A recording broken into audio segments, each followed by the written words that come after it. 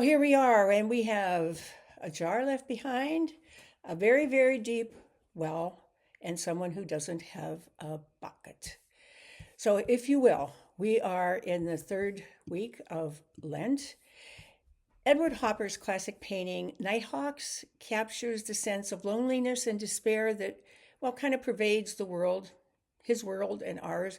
In most of Harper's works, the characters are alone together, but in Nighthawks, a new community seems to form in a place not at home or at work, but, somewhere in between, a coffee shop. It's a place that sociologists call a third place. The waiter looks up, longing to speak to the customers. A woman and man sit closer, ready to engage, and Hope Hopper leaves open the possibility that, despite the loneliness and isolation of the city, there was one place people could find community, where strangers could come together, a storefront coffee shop. So the pandemic forced us to re-examine those in-between places. Which ones would people return to? Which restaurants would we support after the pandemic? And the places between, home and work are where we can find people hungry and thirsty for community. And today we are reminded of Christians who are not only seeking God this season. For instance, in our text today, the main characters find themselves kind of in between. The Israelites were on a journey from Egypt to the Promised Land and stopped at a rock, thirsty for water. And in their attempts to be community in the desert, they were also so parched. Instead of trusting God, they tested themselves and God and grumbled about the provisions.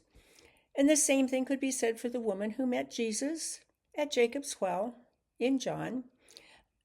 A natural noonday spot for women. Well, with no running water, part of the daily chores would be carrying water on their heads and, stuff on their backs. And in a society like this, the water well where they meet up would be a place for, the town gossip, the neighborhood center, the place where flyers and information could be distributed. And the last thing that you would ever expect is for a man to intrude in the midst of this place. She feels abandoned, lonely, and thirsty for something that even water could not satisfy. She avoids the rabble and goes to this in-between place alone. She's endured enough in her life. But Jesus positions himself for this conversation. He too is thirsty on a hot day and needs a drink. And he also looks for people who might be, avoiding the crowds and need something more satisfying. He wasn't engaged in strategy. He wasn't trying to manipulate her. Jesus' physical need flows into her spiritual condition. His life fills the woman's need. He tastes water, and she finds her living water. When you go notice Jesus and pay attention to the conversation, you'll notice that he never carries an attitude of arrogance. He doesn't try to sell her a product that she doesn't want. Long before he began the conversation, he had decided that he wanted to meet her. He told his friends, "We're going to Sychar." And so, the journey through Lent invites us to see others who are spiritually thirsty as well. This journey is not merely an inward one, grazing at our own hearts. Lent points us, outward to other travelers through life's deserts who have found a third place. They are watching how we behave. Will we join the modern day Israelites as they grumble with God and with each other? Or will we trust his provision in our time of need? And as we notice them God positions us to be like Jesus, not just someone with the answers, but someone present, reorganizing others' needs too, and recognizing their needs. We engage with people who are not at church and listen deeply to their stories. So begin by remembering what Jesus has done. His life and death has given us access to God, Romans 5, verses 1 and 2. And as Brian Harbour notes in Romans, access means two things. Access means we have an official pass from Jesus to enter the King's presence, and we have special permission to know and be present with the Father because of what Jesus has done. Access also means that Jesus is safe harbor for people like the Samaritan woman needing refuge in the storms of life. Jesus' presence offers the Samaritan woman and everyone we encounter the same privileges and protection. So when we talk with others like her, we don't begin with judgment. Indeed, this woman had a complicated history.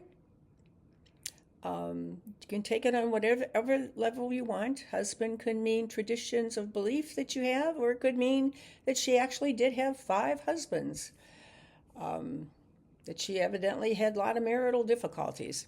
This reference could mean she had been widowed. Her husbands could have abandoned her. We should not necessarily associate her with marital infidelity or promiscuity. We know she was likely grieving and lonely because of life. Jesus doesn't judge her in advance. She's allowed to tell her story. Jesus also does not go to the well to convert her.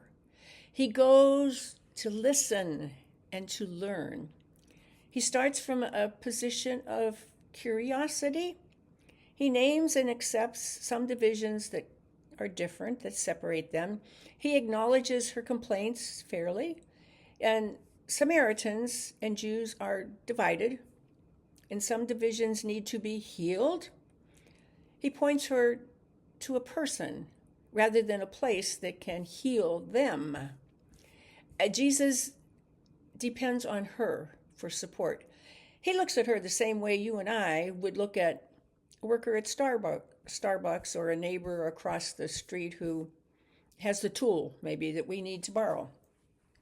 By depending on her, he's able to engage in a relationship, listen deeply, and begin a spiritual conversation.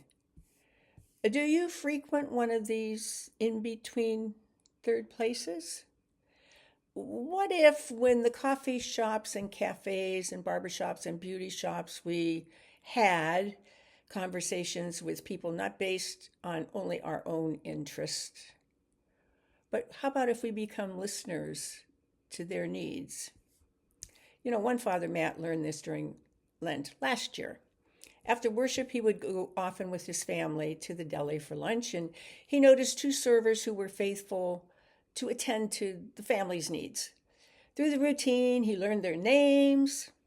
Both were from different backgrounds than his, and both were working multiple jobs.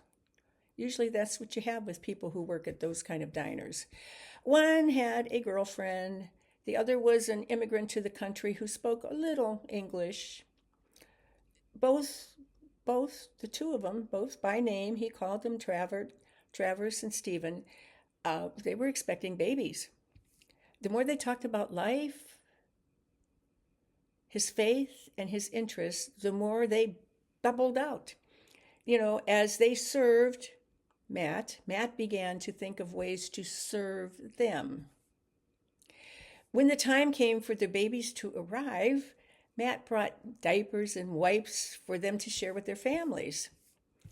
A friendship began that continues to this day. It was a simple step, but one that helped Matt acknowledge the journey through Lent. And it begins in the 3rd place with a simple question. Will you give me something to drink? And the church says,